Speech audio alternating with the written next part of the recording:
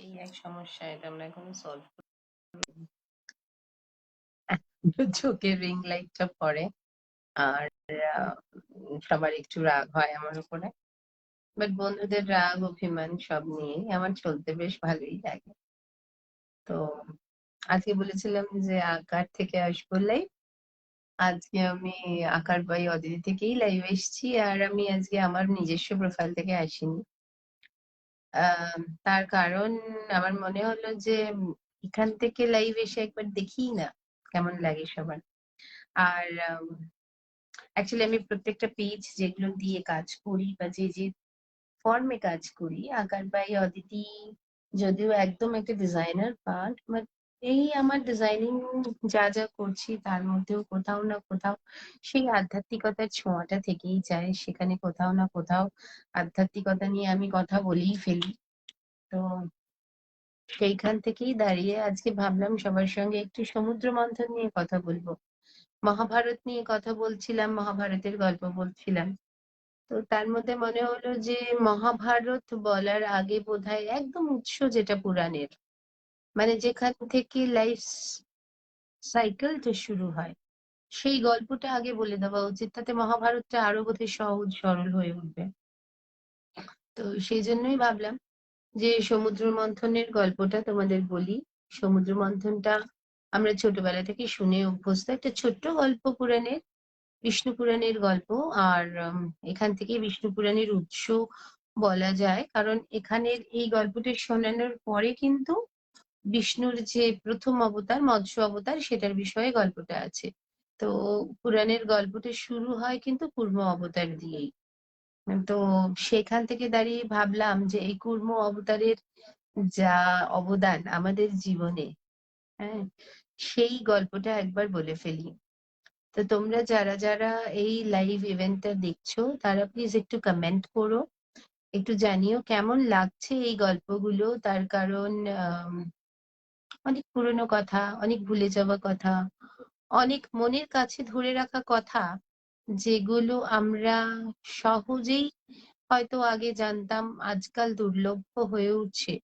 সেই রকম কিছু গল্প নিয়েই আমার উপস্থাপনাগুলো থাকে। তার কারণ আমার মনে হয়েছে নিজেদের গোড়াগুলোকে শক্ত করে ধরে রাখতে হবে। আর সেটা করতে গেলে মানুষ কোথা থেকে আসলো সেই গল্পটা বলতে হবে। তো মানুষের আসার গল্পটাও শুরু করলাম তোমাদের সঙ্গে। তার কারণ তোমরা চাইছো যখন গল্প শুনতে, তখন আমার মনে হয়েছে যে একটু অন্যান্য রকম ভাবে তোমাদের কাছে যদি গল্পগুলো পৌঁছে দেওয়া যায়, আবার সেই বন্ধনগুলো আরো আরো শক্ত হবে, আরো ভালো হবে, আরো মজবুত হবে। আর আমরা আমাদের যে উৎস তাকে জানতে পারবো। ভারতবর্ষের বহু আগে, যখন ভারতভূমি ছিল না আর কি, যখন শুধু পৃথিবী ছিল, সেই পৃথিবী থাকার গল্পই হচ্ছে আমাদের এই সমুদ্র মন্থন। মানে কিভাবে পৃথিবী হলো, কিভাবে মানুষ হলো, কিভাবে আহ আমরা সেগ্রিগেট করতে শিখলাম বিভিন্ন পর্যায়ে লোকজনকে, সেইটার গল্পই কিন্তু সমুদ্র মন্থন। আর আমার তো মনে হয় যে কোনো গল্প, যে কোনো কথা, যে কোনো গাথা যেগুলো আমাদের ভারত ভূমির সঙ্গে যুক্ত বা যেগুলো আমাদের পৌরাণিক কথা, সেখানে সব জায়গায় কিন্তু দেহতত্ত্বের কথা বলা হয়েছে। দেহতত্ত্ব মানে কিন্তু শুধু যে বাউল মত তাই নয়। দেহতত্ত্ব মানে আমাদের দেহের মধ্যেই কিন্তু আমাদের সমস্ত গুণ অবগুণ লুকিয়ে থাকে, এবং তার ভেতরের যে কুঠুরি, তার মধ্যে লুকিয়ে থাকে আত্মা। তো সেই আত্মাকে জাগরিত করার জন্য যে কাজগুলো করা উচিত বা যেভাবে মানুষের চলা উচিত, সেই গল্পগুলোই কিন্তু পুরাণের গল্প। আমাদের আধার করে নিয়ে যাওয়ার একটা কথা, একটা প্রথা। আমাদের আধারটাকে কোথায় ছিল এবং কিভাবে আমরা সেই আধারে মিশবো তার গাথা, কিন্তু খুব সহজ সরল, খুব মিষ্টি ভাবে বলা এই গল্প। তো সেই জন্যই আমার মনে হয়েছে যে তোমাদের সঙ্গে একটু আলাপ আলোচনাও করব। তোমাদের যাদের মনে হয় সেখানে কোনো ইনপুটস দেবে, কিছু বলবে, সেগুলো প্লিজ বলো। আর আমার দর্শকদের কাছে একটা অনুরোধ, তোমরা আমাকে সবাই ভালোবাসছো, তোমাদের ভালোবাসা পেয়ে আমি সত্যিই কৃতজ্ঞ। তবে কেউ কখনো নিজের মানে মর্যাদাটাকে নিচে নামিয়ে এনো না। আমি মনে করি আমি তোমাদের কাছে যেরকম প্রিয় তোমরাও যেন আমার কাছে ঠিক ততটাই প্রিয় থাকো। সেই কারণে আমার কিন্তু কোনো বাধ্যবাধকতা নেই, আমার কিন্তু কোনো কিছু ঢাকা খোলার ব্যাপার নেই। আমার কিন্তু ফোন নাম্বারটা ওপেন দেওয়া আছে, 990337টাও দেওয়া আছে আর 990331টাও দেওয়া আছে, অফিসিয়াল নাম্বার এবং পার্সোনাল নাম্বার দুটোই তোমাদের কাছে দেওয়া আছে, কারণ তোমরা আমার বন্ধু এবং বন্ধুর কাছে কোনো জিনিস তো লুকাতে নেই, সেজন্য দেওয়া আছে। কিন্তু বন্ধু যদি তোমরা প্রকৃতই হয়ে থাকো তাহলে কেউ প্লিজ আমাকে পারমিশন ছাড়া ভিডিও কল করো না। আমি ভিডিও কলটা তখনই নিই যখন আমার কাছ থেকে আগে কেউ পারমিশন নিয়ে রাখে এবং তার কোনো ভ্যালিড রিজন থাকে। হুট করে ভিডিও কল করাটা বোধহয় নিজের মর্যাদাটার থেকে নিজেকে নামিয়ে ফেলা। কে বা কারা এটা করছো it is not important to me. যারাই করছো তারা প্রকৃতভাবেই হয়তো আমার বন্ধু। হ্যাঁ, তাদের হয়তো উত্তেজনার যে পরিধিটা সেটা হয়তো হাই, কিন্তু ভালো বন্ধু থাকতে গেলেও কিন্তু কিছু মর্যাদা মেনে রাখতে হয় জীবনে। সেই মর্যাদাগুলো যদি আমরা নিয়ে চলি, আমরা নিজেরা নিজেদের জায়গায় ভালো থাকবো এবং আরেকজনকে ভালো রাখার চেষ্টা করব। আর তাছাড়া তোমাদের সম্মানটাও আমার কাছে আরো বৃদ্ধি পাবে এবং আমার মনে হয় আমরা যে কোনো বয়সেরই হই না কেন, যে কোনো জায়গারই হই না কেন, যে কোনো মাপেরই মানুষ হই না কেন, ছোট বড় নির্বিশেষে সবার আগে তো মানুষ। তাই মানুষকে সামনের মানুষটার মর্যাদাটুকু দিতে হবে, আর সেটা দিতে গিয়ে যাতে তার কোনোভাবে প্রবলেম না হয় সেটাও দেখতে হবে। এবং সেটা দেখতে গেলে আমার মনে হয় আগে একটু পারমিশন নিয়ে নাও। যদি আমার মনে হয় যে সত্যি ভিডিও কলে সেই রকম কিছু রেলিভেন্ট কথা আছে যেটা ভিডিও কল ছাড়া বলা যায় না, ডেফিনেটলি আমি তোমাদের সঙ্গে আছি, থাকবো। আমি নিশ্চয়ই ভিডিও কলেই অ্যাটেন্ড করব, কিন্তু পারমিশন নেওয়ার পরে। नमस्कार, good evening and welcome you all. आज का जो टॉपिक है वो है समुद्र मंथन, और समुद्र मंथन मतलब चर्निंग ऑफ द क्षीर सागर।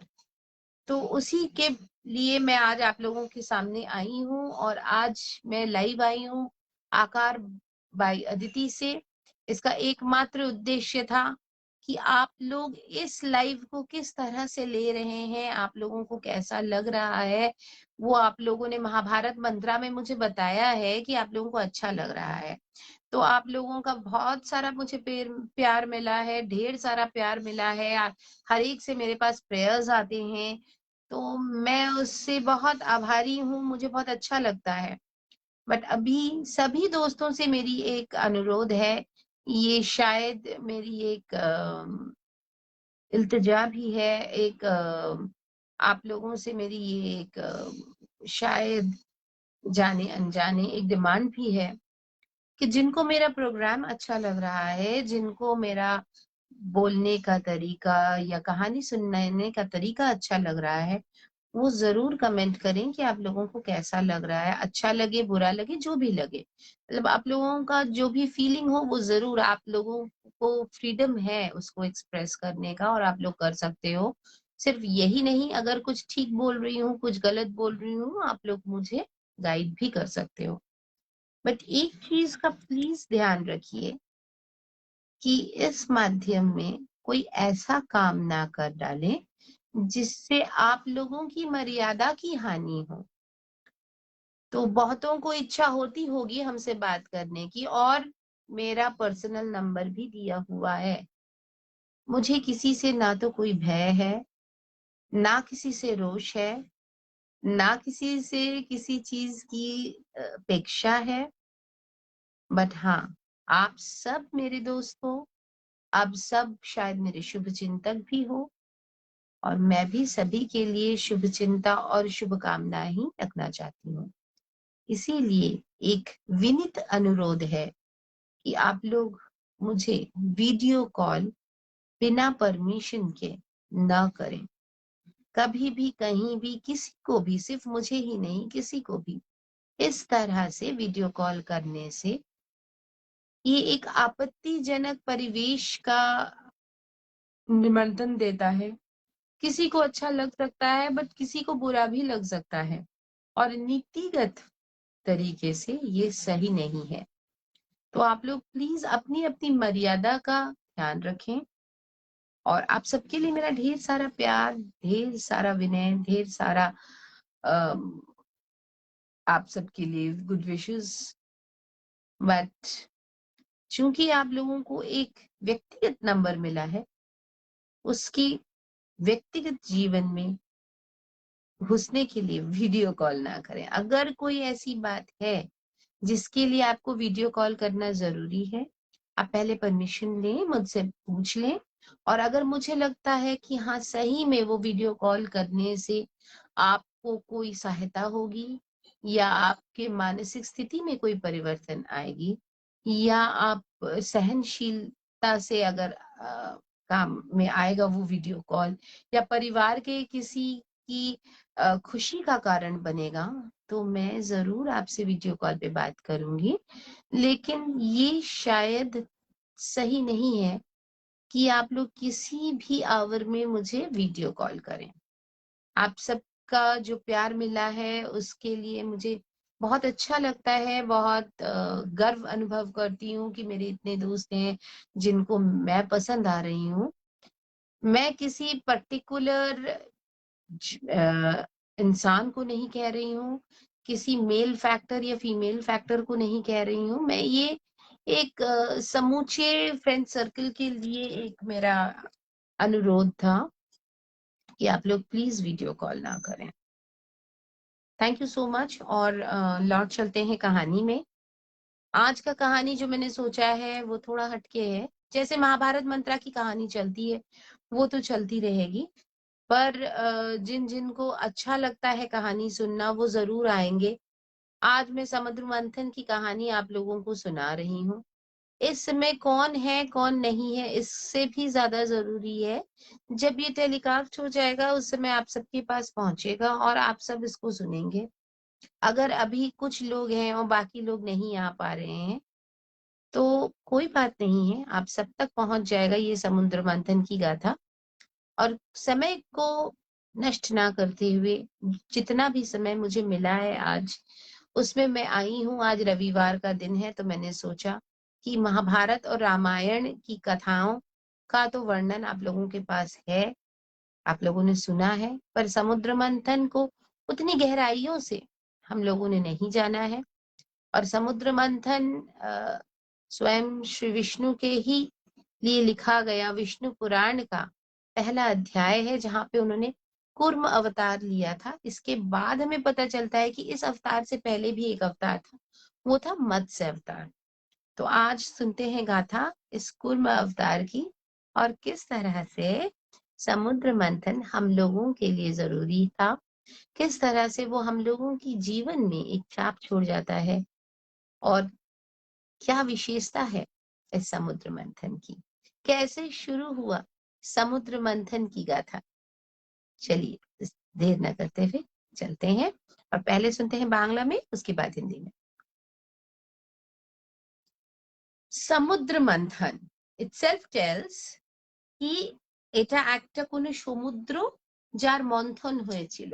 মন্থন মানে যেরকম ভাবে আমরা দুধ থেকে, সর থেকে ঘি বার করি এবং মাখন বার করি চার্নিং করে, সেই চার্নিংটাকেই বলে হচ্ছে মন্থন। তো সেই সমুদ্র মন্থন, সেই গল্প আজকে শোনাতে চলেছি। কিভাবে শুরু হলো? একদিন দেবরাজ ইন্দ্র তার ঘোড়ার পিঠে চেপে সে ঘুরতে বেরিয়েছে। কেউ কি তোমরা জানো যে দেবরাজ ইন্দ্রের ঘোড়ার নাম কি ছিল? সরি, দেবরাজ ইন্দ্র নিজের হাতিতে ঘুরতেন। কেউ উত্তর দিলে না, আমি ইচ্ছা করেই ভুল বলেছিলাম, আমি ঠিক করে নিলাম। দেবরাজ ইন্দ্রের হাতির নাম ছিল ঐরাবত, এবং ঐরাবতের পিঠে চেপে উনি ঘুরতে বেরিয়েছেন। সেই সময় ওনার সঙ্গে ঋষি দুর্বাসার দেখা হলো। ঋষি দুর্বাসার সঙ্গে দেখা হওয়ার মাত্রই ঋষি দুর্বাসা তাকে সম্বর্ধনা জানাতে, তাকে আদর করতে, আপ্যায়ন করতে তার দিকে একটা সাদা ফুলের মালা ছুঁড়ে দিল। আমরা সবাই জানি যখন ইন্দ্র পজিশনে থাকে তখন ইন্দ্রের একটু অহংকার বোধটা বেশি কাজ করে। তো যে কোনো মানুষ যখন তার একটা পোস্ট হয়ে যায়, একটা ডিগনিফাইড পোস্টে চলে যায়, খুব অল্প সংখ্যক মানুষ আছে যারা দেবাদিদেবের মতন আচরণ করেন। সবারই কোথাও না কোথাও একটা অহং বোধ, একটা ইগো বোধ কাজ করে শুরু করে। সেইটাই বোধহয় দেবাদিদেব কে অন্য দেবতাদের থেকে আলাদা রেখেছে। এবং এই জিনিসটা ইন্দ্রের মধ্যে খুব বেশি। তার ইন্দ্রিয়র উপরে নিয়ন্ত্রণ হয়তো কম, সেই জন্যে সে কিন্তু যখন তখন মানুষকে বা সামনের লোকটাকে অপমান করে ফেলে। এটা অনেক হায়ার অফিসিয়ালসদের মধ্যে দেখা যায়, অনেক এন্টারপ্রেনার্সদের মধ্যে দেখা যায় যে তারা সামনের মানুষকে ঠিক মানুষ বলে গণ্য করে না। এটাও কিন্তু তাদের মধ্যে ইন্দ্রাভাব, মানে ইন্দ্রের যে স্বভাব, তার চরিত্রের যে অবগুণ সেটা ফুটে ওঠে। তো সেটা আমাদেরকে অ্যাভয়েড করা উচিত। তো উনি কি করলেন, ওই মালাটাকে ছুঁড়ে ঐরাবতের শুঁড়ের মধ্যে পরিয়ে দিলেন। এটা একটু দুঃখজনক হলেও দুর্বাসা তখনও কিছু বলেনি। কিন্তু ঐরাবত তো হাতি, তার তো কোনো রকম সেই হিসেবে তার সেই বোধগম্য ছিল না। তার যেই শুঁড়ের মধ্যে ওই মালাটি পড়লো, সে তাড়াতাড়ি করে সেটাকে মাটিতে ফেলে দিল। এই মাটিতে ফেলে দেওয়াতে যেটা হলো সেটা হচ্ছে দুর্বাসা ঋষি প্রচন্ড রেগে গেলেন। আর দুর্বাসা ঋষি বিখ্যাত কিসের জন্য? মানুষকে অভিশাপ দেওয়ার জন্য। তো উনি প্রচন্ড রেগে গিয়ে ইন্দ্রকে বলল, তুমি পদচ্যুত হবে এবং তুমি এদিক সেদিক ঘুরে বেড়াবে যাযাবরের মতন। তোমার কোনো আর তোমাকে আর কেউ সেইভাবে মান্যতা দেবে না। বলার সঙ্গে সঙ্গে সে আসনচ্যুত হলো, সে তার সিংহাসন থেকে নেমে গেল এবং চেষ্টা করেও সে দুর্বাসাকে প্যাসিফাই করতে পারলো না, সোলেস করতে পারলো না, দুর্বাসা চলে গেল। तो कहानी शुरू होती है वहां से जहां ऋषि दुर्वासा जी से मुलाकात होती है भगवान इंद्र की, और उनको दुर्वासा जी एक सफेद फूलों की माला देते हैं भेंट में।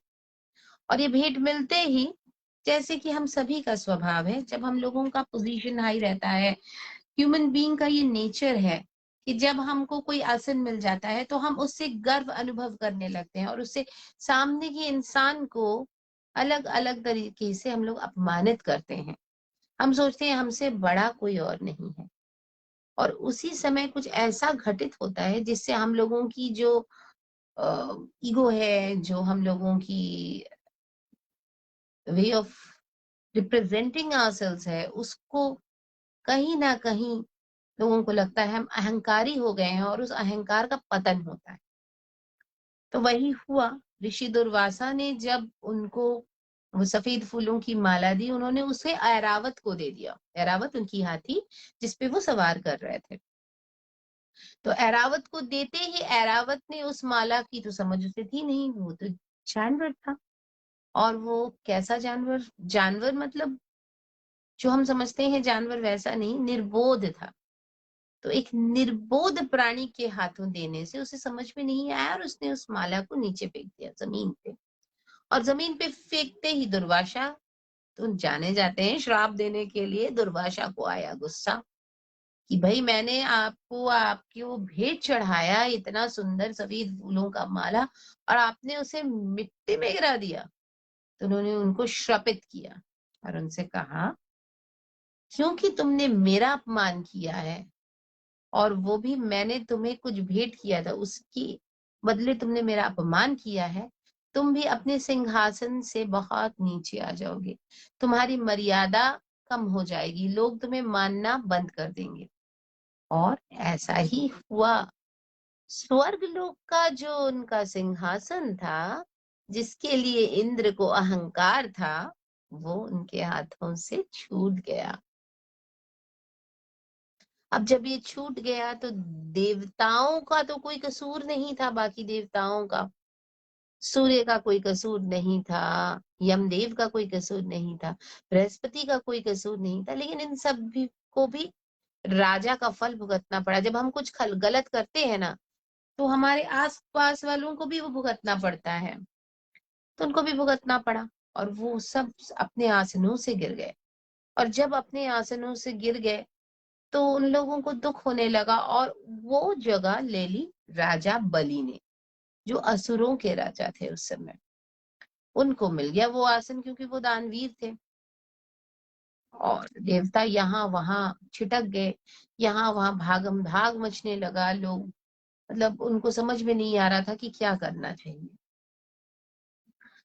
तो उन्होंने सोचा कि स्वयं विष्णु जी के पास जाया जाए, क्योंकि उनकी बुद्धि तो अब परिसीम है। তো এই অবস্থানে যখন রাজত্ব চলে গেল, সিংহাসন চলে গেল স্বর্গলোকের, তখন রাজা বলি, যিনি অসুরদের রাজা ছিলেন, উনি সিংহাসনটা পেলেন। এবং উনি সিংহাসন পাওয়ার পরে ইন্দ্র এবং ইন্দ্রের সভার যত দেবদেবীরা ছিল তাদেরকে তো নিজেদের নিজেদের আসন ছাড়তে হলো।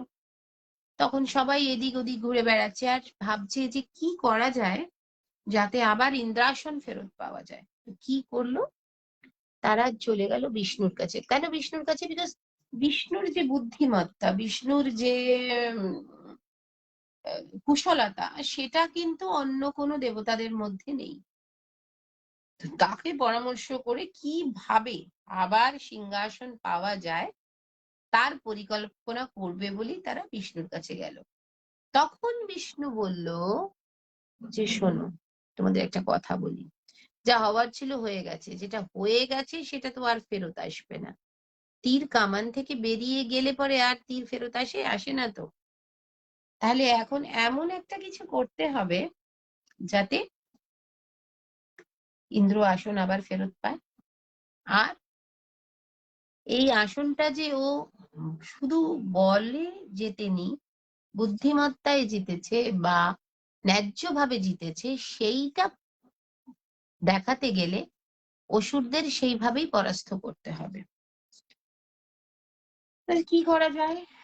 তখন বিষ্ণু বলল যে শোন, একটা কথা বলি, যে মিল্কি ওয়ে আছে, মিল্কি ওয়ে মানে আমাদের যে ক্ষীর সাগর, আকাশগঙ্গা, এইখানে আমরা যদি একটা মন্থন করি তাহলে কিন্তু কোনোভাবে ইন্দ্র তার আসন ফেরত পাবে, এক।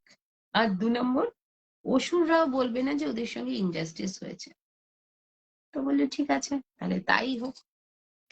তো তাই হোক বলাতে এইখান থেকেই সমুদ্র মন্থন শুরু।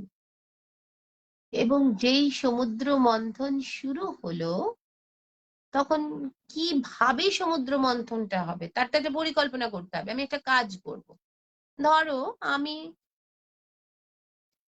এখন গার্মেন্টস বিজনেসে আছি, আমি ফ্যাশন ডিজাইনিং করি।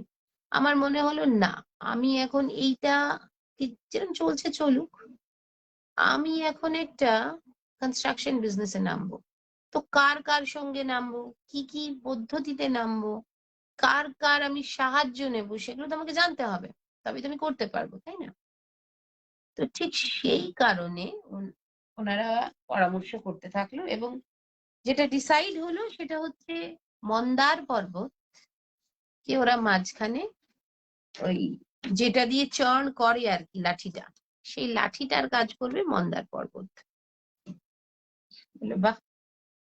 কিন্তু মন্দার পর্বতটা যে লাঠিটার কাজ করবে, এরম এরম করে ওটাকে ঘোরানো হবে মন্দার পর্বতকে। কিন্তু তার জন্য চাই দড়ি, তার জন্য চাই ওই লাঠিটা তো কিছুর ওপরে ঘোরাতে হবে, কোনো একটা শক্ত পাথর লাগবে যার ওপরে ওটাকে ঘোরাতে হবে, তবে তো গিয়ে সেই মন্থনটা হবে এবং সেইখান থেকে বিভিন্ন রকম জিনিস উঠে আসবে। একদম ঠিক। তাহলে প্রভু কি করা উচিত?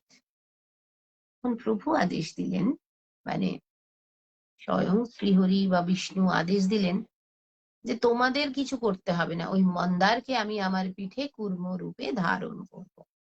এই আসতে চলেছে কূর্ম অবতারের খেলা।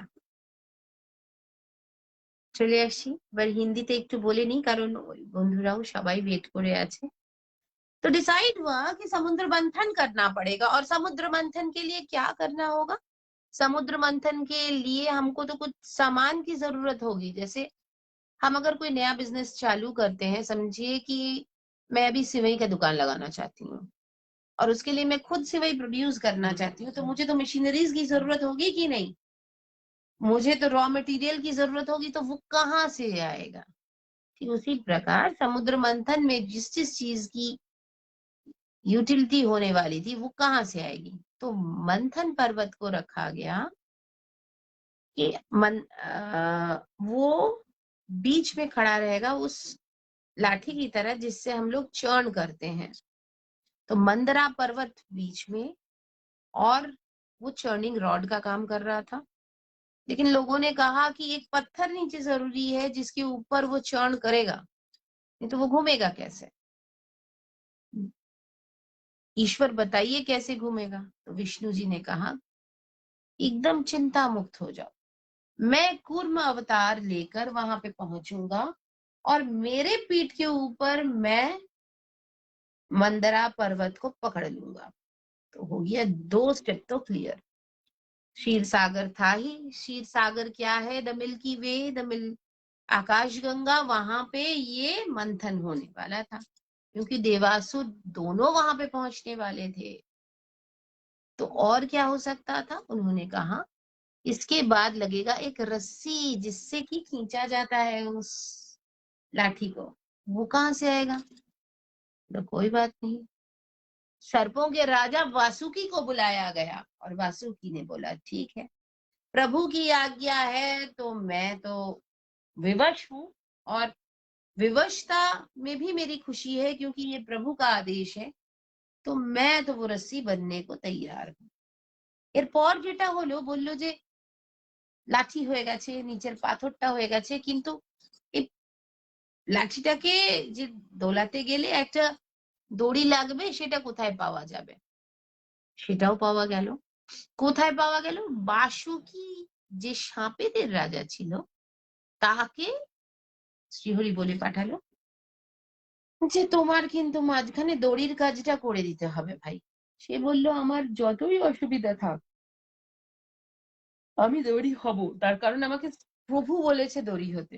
রাজি হয়ে গেল এবং সে দড়ির কাজ করবে। তো একদিকে দেবতারা দাঁড়াবে আর একদিকে অসুররা দাঁড়াবে। বাবা বা কি দৃশ্য! মানে মানুষ যদি সেই সময়ে সেখানে উপস্থিত থাকতো তাহলে দেবতা এবং অসুর দুজনকেই তাদের খোলা চোখে দেখতে পেত, একটা অন্যরকম অনুভূতি হতো, একটা অন্যরকম আহ আত্মতৃপ্তি হতো যে অসুর আর দেবতারা একই জায়গায় দাঁড়িয়ে। কিন্তু সেই যুগে টেলিভিশন নেই, টেলিকাস্ট করার মতন লোক নেই, কে করবে? সেই যুগে সেই জন্য গল্প লেখা হতো। তো একদিকে দেবতা একদিকে অসুর দাঁড়ালো, সো সরি, একদিকে দেবতা একদিকে অসুররা দাঁড়ালো। এবার দাঁড়ানোর পরে অসুররা স্বভাবত খুব হার্ডওয়ার্কিং আর সাহসী, তাদের মধ্যে এই দুটো চিরকাল বিদ্যমান ছিল। তো তারা বলল আমরা বাসুকির মুখের দিকটা ধরবো। বাসুকি বলল ঠিক আছে। দেবতারা যথারীতি পেল ল্যাজ। একটু ভেবে দেখুন, আমাদের জীবনের যত লেবোরিয়াস জব কারা করে? অবশ্যই আমাদের যারা হাউস হোল্ড কোর করে দিচ্ছে, বা আমাদের দোকানেও যারা কাজ করছে, বা অফিসে যারা সিকিউরিটির কাজ করছে, বা যারা হাউসকিপিং এর কাজ করছে, তারা কিন্তু মেজর জবটা করে দিচ্ছে, মেজর খাটুনির জবটা, পিয়ন, এদিক ওদিক দৌড়ে গিয়ে জিনিস পৌঁছে দেওয়া। তাদের আমরা যতই গালাগালি করি, কারণ তাদের আমরা আমাদের থেকে নিচু স্তরীয় মনে করি, একটু ভেবে দেখুন তাদের কিন্তু রাক্ষসদের দলে ফেলা যায়, কারণ আমরা ছোটখাটো রাক্ষস বলে থাকিও তাদের কখনো সখনো। তাদের কিন্তু কখনো সখনো আমরা বলে দিই, দূর, যেরম লোক সেরকমই তো করবে, শিক্ষা দীক্ষা নেই, কতটা আর এগিয়ে যাবে। তো এদেরকে এইভাবে ইউজ করা উচিত। তাই তারা সবসময় জীবনের হলাহল গুলোই পান করতে থাকে, জীবনের যত বিষ সেগুলো তারা বহন করে চলে আমাদের জন্য, যাতে আমরা ভালো থাকি। যেটা নজরুলের কবিতাতেও আছে, কুলি মজুরি আমরা দেখতে পাই যে তোমরা রইবে সে তলে আমরা রইব উপরে, এরকম একটা আছে না ব্যাপার, যে তবুও তোমারে দেবতা বলিব। তো সেই জায়গাটাকে তারা কিন্তু আমাদের রেসপেক্ট দিয়ে যায়, কিন্তু আমরা কিন্তু তাদের রেসপেক্টটাকে দিতে পারি না।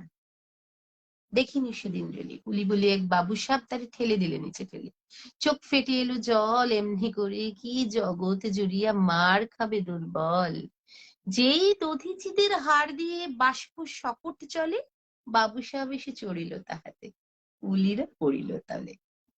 তো আমাদের এই কুলি, তাদেরকে আমরা কিন্তু পাত্তাও দিই না। হ্যাঁ, তারাই কিন্তু আমাদের ভার বহন করে চলে, ট্রেনে তুলে দিয়ে আসছে মালটা, আমরা নিজেরা টানতে পারছি না, তা আমরা সবসময় লেজের দিকটা ধরি আর কি, আমাদের জিনিস আমি নিয়ে এসছি। সেই ভারটা বহন করছে কিন্তু সেই যাকে আমরা আন্ডার এস্টিমেট করি সেই লোকগুলো। তো অসুররাও চিরকালই underestimated by gods, so called gods, Indra, Mitra, Varuna, Agni, Yama, বৃহস্পতি। এরা মনে করেছে আমাদের তো স্টেটাস অনেক হাই, পাত্তা দেবো কেন, ডাক্তার, ইঞ্জিনিয়ার, আর অন্য প্রফেশনালসেও যারা আছে, আমরা নিজেরাও, আমাদের সঙ্গে যারা সারাক্ষণ আমাদের জন্য কাজ করে যাচ্ছে, তাদেরকে যদি আমরা একটু ভালোবেসে আপন করে নিই, তারা আমাদের জন্য কাজটা কিন্তু দ্বিগুণ পরিমাণ করে দিতে পারে। দেবার শুধু সংগ্রাম হবে না, তার কারণ বিভিন্ন জায়গায় মিছিল বেরাবে না, বিভিন্ন জায়গায় মানুষ ধর্নায় বসবে না, এবং কাজটা কাজের মতন চলবে। আমি বলছি না সবাই এরকম, বাট হ্যাঁ, এটাই মেজরিটি। আমরা ভুলে যাই যে আমরা প্রত্যেকেই মানুষ, সেও মানুষ, আমিও মানুষ, আপনিও মানুষ। তো সেই কারণে দেবাশিস সংগ্রাম আর কি হবে। তো এই জায়গা থেকে দাঁড়িয়ে দেবতারা লেজ পেল আর অসুররা পেল মুখ। এবার চার্নিং শুরু হলো, মন্থন শুরু হলো। এই যখন মন্থন হচ্ছে, তখন প্রথম কি বেরোলো এই মন্থন থেকে? মন্থন থেকে প্রথম বেরিয়ে আসলো বিভিন্ন ধরনের মেটালস আর বিভিন্ন ধরনের স্টোনস। যার ধরুন স্টেটাসটা হাই, নতুন একটা ডিজাইন লঞ্চ হলে সে সবার আগে পেয়ে যায়, তাই না? মোটামুটি আইফোনের 14 বেরিয়েছে, কি বেরোচ্ছে, যাদের কাছে প্রচুর টাকা তারা কিন্তু আগে তুলে নেবে সেটা, শেষ পড়ে থাকা অবশিষ্ট গুলো পাবে যারা এর পরে যাবে। আর অনেকে পাবেই না, বিকজ না তাদের সেই ক্ষমতা আছে, না পকেটে সেই পয়সা আছে। কিন্তু তাই বলে তারা কিন্তু কোনো অংশে কম নয়, এইটা বুঝতে হবে। দেবতাদের যখন এই চার্নিংটা হলো, প্রথম যা বেরিয়ে উঠে আসলো সেটা হচ্ছে স্বর্ণ। কে নেবে? কে আবার নেবে? দেবতারা নেবে, তার কারণ সোনা দিয়ে অসুর করবেটা কি? তারা তো গয়নাগাটি ওই রকম পড়ে না, তারা তো জন্তু জানোয়ার মেরে খায়, গাছের ছাল নিয়ে তাদের কারবার, গাছের পাতা পড়ে। এরা সোনার মূল্য বুঝবে না, এরা গাছের ফলের বীজ দিয়ে গয়না পরে, এরা কেন এই সব জিনিস নিতে যাবে? অসুররাও বললো, সত্যি সোনা দিয়ে আমাদের কোনো কাজকর্ম হবে না, সোনা দিয়ে করবোটা কি? সোনা দিয়ে তার অস্ত্র শস্ত্র বানানো যাবে না। হ্যাঁ, সোনা আমাদের চাই না, বুঝে কম, বুঝিও কম, তাই পুঁজিও কম। সেই জন্য অসুররা আর সোনার দিকে এগোলো না। এরপরে বেরালো ইস্পাত। ইস্পাত মানে লোহা, লোহা বেরালো। এই শক্তপোক্ত একটা মেটাল পিটিয়ে বেশ ভালা ঠালা তৈরি করে নেওয়া যাবে, তীর ধনুক বানানো যাবে। অসুররা দেখলো গায়ের রঙের সঙ্গেও তার মিল আছে, বেশ একটু কালচে ধরনের একটা মেটাল, বললে এইটা আমাদের চাই, এইটা দিয়ে আমরা অনেক কিছু কাজ করতে পারবো। দেবতারা বললে হ্যাঁ হ্যাঁ ঠিক আছে, ওই তো ব্যাপার স্যাপার, নিজে নিজে নিজে তোদের মতনই দেখতে, যা বলে দিয়ে দিল। সত্যি ভাবুন তো, লোহা যা যা কাজ করে সোনা কি তা পারতো? সোনা কিছু কিছু জায়গায় ইউজ হয়, লোহা বহু জায়গায় ইউজ হয়। তার মানে মাহাত্ম্যটা কিন্তু 100 सुनार की 1 लोहार की, ওইখান থেকে কথাটা এসছে। तो क्या होता है, मंथन चालू हो जाता है, वासुकी का मुंह है असुरों की तरफ और पूंछ है देवताओं की तरफ। हमारे संसार में जितने भी प्रॉब्लम्स हैं, जो भी हार्ड वर्क्स हैं, वो हम लोगों के लिए कौन करता है? नीची श्रेणियों के जो लोग होते हैं, जो शूद्र होते हैं और जो नीची श्रेणी में हम मानते हैं, वो लोग करते हैं। और उसका जो श्रेय है कौन लेता है? वो हम लोग लेते हैं, क्योंकि हम उच्च श्रेणी में बैठते हैं। तो उस समय भी था, आज भी है। युगों का परिवर्तन हुआ है, लेकिन हृदय का परिवर्तन अभी भी बाकी है। तो उसी हृदय के परिवर्तन के पीछे ही हम दौड़ रहे हैं। तो क्या होता है कि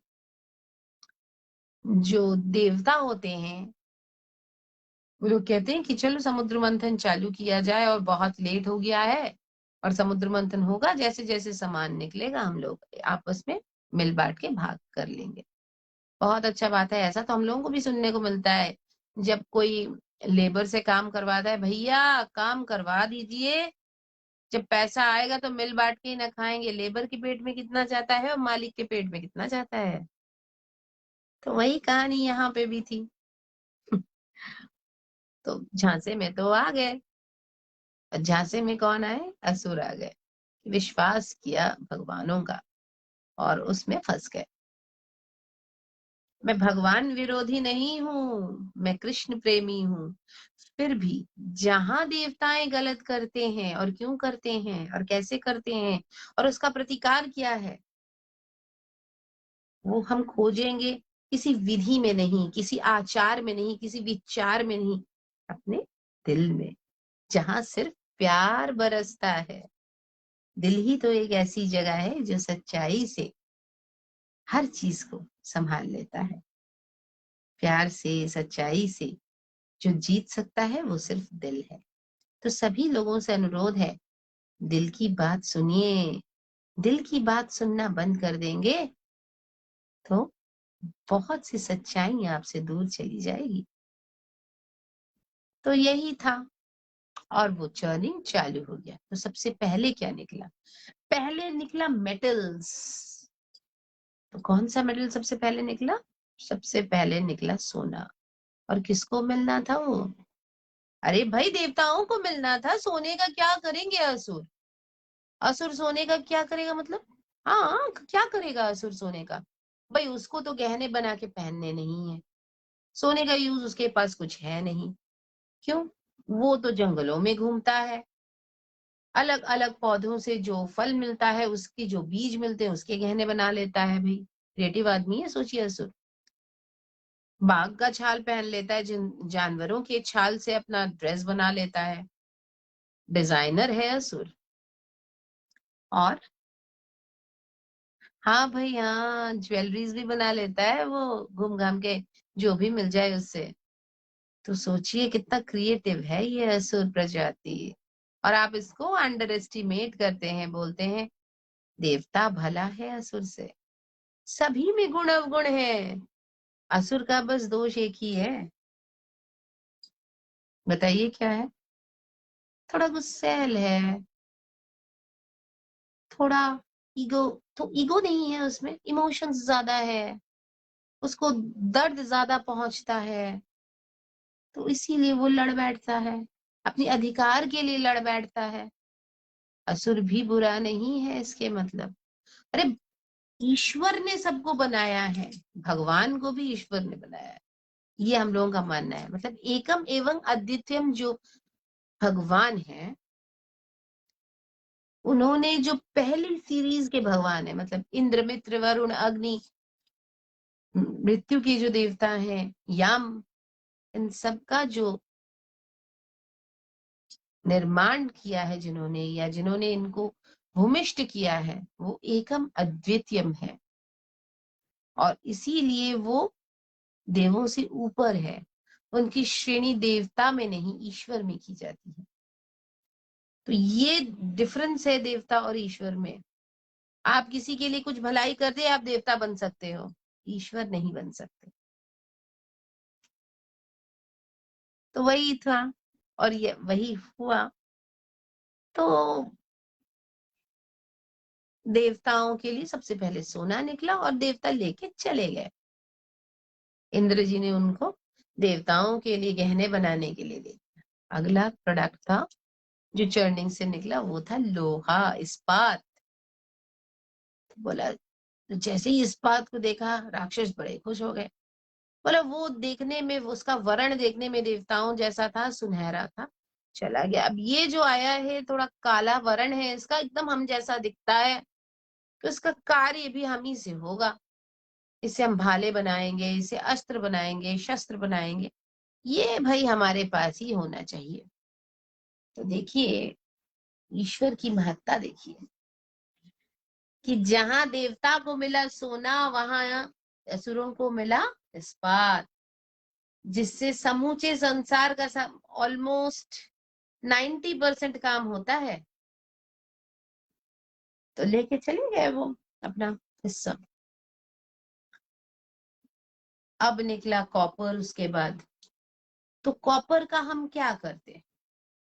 कॉपर हम किसी ना किसी को अर्घ करने के लिए ही इस्तेमाल करते हैं। किसी को कुछ देना होता है, किसी को भगवान को कुछ अर्पण करना होता है, तो कॉपर यूटेंसिल्स में हम लोग करते हैं। तो भगवानों ने और असुरों ने, देवताओं ने और असुरों ने डिसाइड किया, भाई ये ना तेरा ना मेरा, लेकिन गोलोक में जब आ गया है किसी को तो देना पड़ेगा। बोला हाँ भाई देना तो पड़ेगा। तो किसको देंगे ये? बोले ये गंधर्वों के राजा को दे देते हैं। हम दोनों की तरफ से चर्निंग हो ही रही है, कुछ ना कुछ निकल ही रहा है, तो चलिए कुछ अच्छा महत काम भी किया जाए, किसी को कुछ गिफ्ट भी कर दिया जाए। तो गिफ्ट कर दिया गया गंधर्वों के राजा को, और वो उनको कॉपर देके चले गए। तो इसीलिए हम मनुष्य भी जब पूजा करते हैं तो ऑफरिंग्स में कॉपर को बहुत ही ऊपर का स्थान मिला है, कि ये किसी के लिए गिफ्ट पर्पस भी बहुत अच्छा है, उसके गुण बहुत हैं, और उसमें आप किसी को भी कुछ परोसते हैं तो उसका जो टेस्ट है वो एनहांस होता है, उसका मूल्य वृद्धि होती है। इसीलिए हम लोग उसका इस्तेमाल करते हैं। मैं 2 घूंट पानी का पी लेती हूँ, वापस आती हूँ उसके बाद।